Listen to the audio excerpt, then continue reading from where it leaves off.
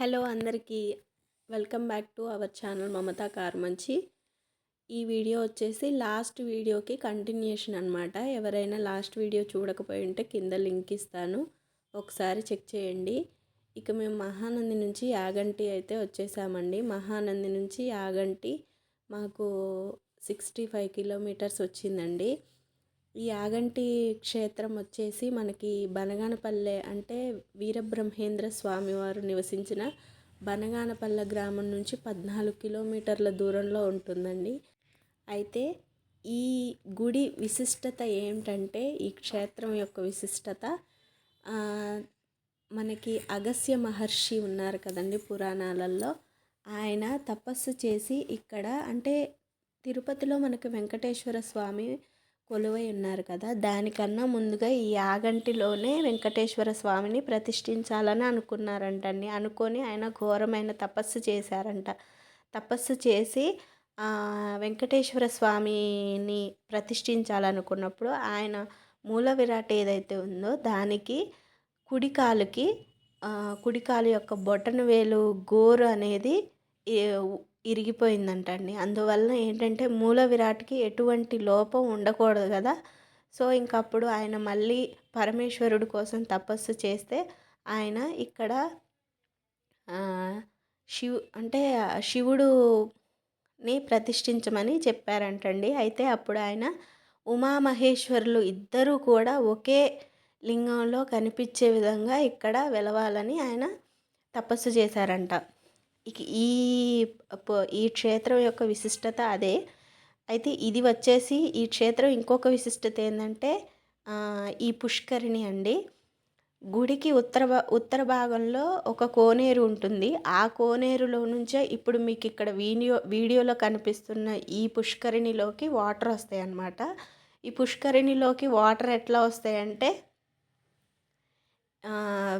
ఈ ఇప్పుడు ఆ కోనేరులో నుంచి వచ్చే వాటర్ అనేవి ఇట్లా ఒక సొరంగం లాగా ఉంది ఒకటి. దాంట్లో నుంచి పుష్కరిణిలోకి నంది నోట్లో నుంచి వాటర్ పడుతున్నాయండి. అదనేది ఇక్కడ విశిష్టత. ఈ పుష్కరిణిలో వాటర్ ఎప్పుడైనా సరే, ఏ కాలంలో అయినా సరే, ఈవెన్ ఎండాకాలమైనా వానాకాలమైనా చలికాలమైనా ఆ కోనేరులో కానీ ఈ పుష్కరిణిలో కానీ నీరు అనేది ఎంత అయితే ఉన్నాయో ఒకే లెవెల్లో ఉంటాయంట. ఆ లెవెల్ అనేది అంటే ఏదో ఎండాకాలం వచ్చిందని అది తగ్గిపోవటం, ఎండిపోవటం, వానాకాలంలో ఒకే ఇట్లా పొంగటం నీరు అనేది ఉండదు. ఇక్కడ మీరు వీడియోలో చూస్తున్నట్టయితే ఈ నంది నోట్లో నుంచి ఈ పుష్కరిణిలోకి వాటర్ వస్తాయండి. ఇక్కడ ఇదే విశిష్టత. ఇక్కడ ఇదొక విశిష్టతగా భావించవచ్చు. గుడి మొత్తం కూడా రాతి కట్టడం అండి. ఈ గుడిని దాదాపు 15వ శతాబ్దంలో నిర్మించారంట. గుడి మొత్తం కూడా రాతి కట్టడమే. అలాగే సహజ సిద్ధంగా ఏర్పడ్డ గుహలు కూడా ఇక్కడ ఉన్నాయండి. గుహలను కూడా మనం చూడొచ్చు. ఇక్కడ మొత్తం 3 గుహలు ఉన్నాయి. ఒక గుహలోనేమో అగస్త్య మహర్షి తపస్సు చేసుకున్నారు. ఇంకొక గుహలోనేమో వెంకటేశ్వర స్వామిని నిలిపారు. ఇంకొక గుహలోనేమో బ్రహ్మంగారు కాలజ్ఞానం రాశారనమాట. ఓకే, అది తర్వాత చెప్తాను. ఇప్పుడు మేము ఎంటర్ అయ్యేదైతే ప్రధాన ఆలయం అండి. ఈ ప్రధాన ఆలయము కిందనే ఉంటుంది. పుష్కరిణి నుంచి మనము కొన్ని మెట్లు ఎక్కి వెళ్ళిన తర్వాత మనకి ప్రధాన ఆలయం అనేది కనిపిస్తుంది అన్నమాట. ప్రధాన ఆలయంలో విశిష్టత ఏంటంటే మీకు చెప్పాను కదా ఆల్రెడీ. మనకి ఎక్కడైనా అంటే ఇప్పుడు శివుడు అనేవాడు అర్ధనారీశ్వరి తత్వాన్ని కలిగి ఉంటాడు. అంటే తనలో సగభాగాన్ని ఆ జగన్మాతకి ఇచ్చాడు, పార్వతీదేవికి ఇచ్చాడు. అయితే అది మనకి ఎక్కడ కూడా కనిపించదు. కానీ ఇక్కడ ఈ గుడిలో ఏంటంటే ఒకే శివలింగంలో అర్ధభాగమేమో స్వామివారు, అర్ధభాగమేమో అమ్మవారు మనకి స్పష్టంగా కనిపిస్తారనమాట. ఇక్కడ విశిష్టత అయితే అదే అండి. ఇంకా ఇక్కడ ఏంటంటే అంటే నంది ఉన్నారు కదా, యాగంటి బసవన్న అని చెప్పేసి ఇక్కడ నందికి పేరు అనమాట. బ్రహ్మంగారు మనకి కాలజ్ఞానంలో కూడా తెలిపారు. ఏంటి, యాగంటి బసవన్న రంకె వేస్తాడు ఏది కలియుగ అంతంలో అని చెప్పేసి మనకి బ్రహ్మంగారి కాలజ్ఞానంలో ఉంటుందన్నమాట.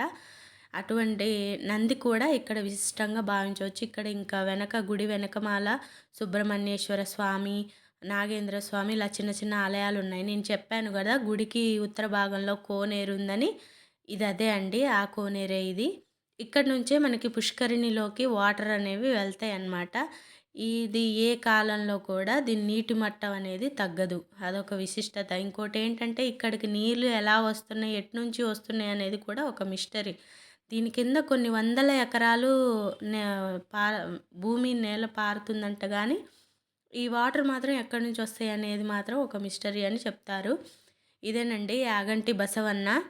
యాగంటి బసవన్న అంటే ఇక్కడ నందికి స్పెషాలిటీ ఏంటి అంటే ప్రతి 20 సంవత్సరాలకు ఒక అంగుళం, 20 సంవత్సరాలకు ఒక్కసారి ఒక అంగుళం మాత్రంగా ఈ నందీశ్వరుడు పెరుగుతూ ఉంటాడనమాట.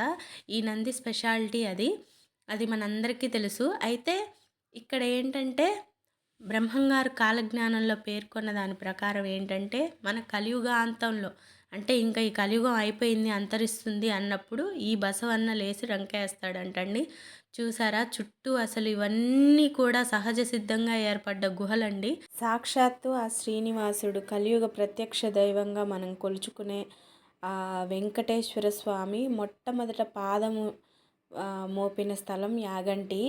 అయితే తర్వాత కడప, తర్వాత తిరుపతిలో స్వామిని ప్రతిష్ఠించేసి అక్కడ కొండ మీద మనం ఇప్పుడు కొలుచుకుంటున్న ఆ విషయం అందరికీ తెలిసిందే. అయితే ఇక్కడ స్వామిని మొదటగా అసలు ఇక్కడే ప్రతిష్ఠించాలంట, ఇక్కడ అర్చకులు చెప్తున్నారు. అయితే కాకపోతే ఏంటంటే స్వామి కుడికాలు బొటనవేలికి ఆ గోరు అనేది లేనందువలన స్వామిని ఇక్కడ ఒక గుహలో ఆ పైనే ఉంచేశారంట, లేదంటే కింద ప్రధాన ఆలయంలో స్వామిని ప్రతిష్ఠించేవారు, పూజలు చేసేవారు అనేసి ఇక్కడ అర్చకులు చెప్పారనమాట. ఇప్పుడు మేము పైకి వెళ్తున్న ఈ గుహ వచ్చేసి అగస్త్య మహర్షి తపస్సు చేసుకున్న గుహ అండి ఇది.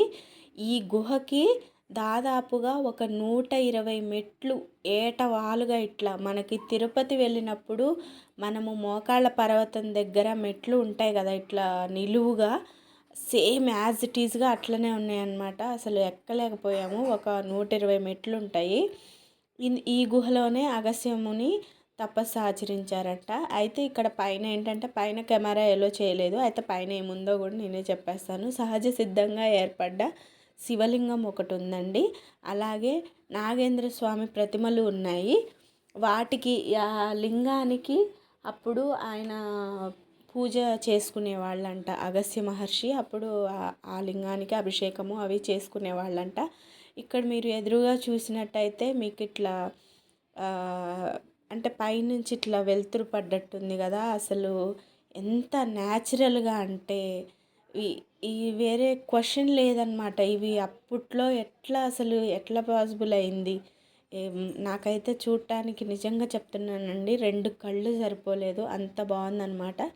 నెక్స్ట్ ఈ స్టెప్స్ కూడా ఇవేదో కట్టినట్టుగా లేదంటే ఏదో అంటే సిమెంట్ వేసి కట్టినట్టుగా అలా లేవు, మొత్తం రాతితోటే సహజ సిద్ధంగా ఏర్పడే. కొన్ని అయితే అసలు పాదం పెడుతుంటే కొద్దిగా కదులుతున్నాయి అన్నమాట. అవి ఎక్కటం కూడా చాలా జాగ్రత్తగా ఎక్కాలి, ఆ విధంగా ఉందన్నమాట.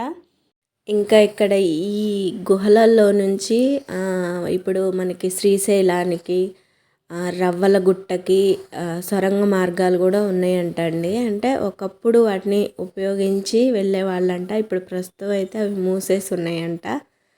ఇంకా ఇక్కడ ఏంటంటే ఇక్కడ కాకులు అనేవి తిరగవండి.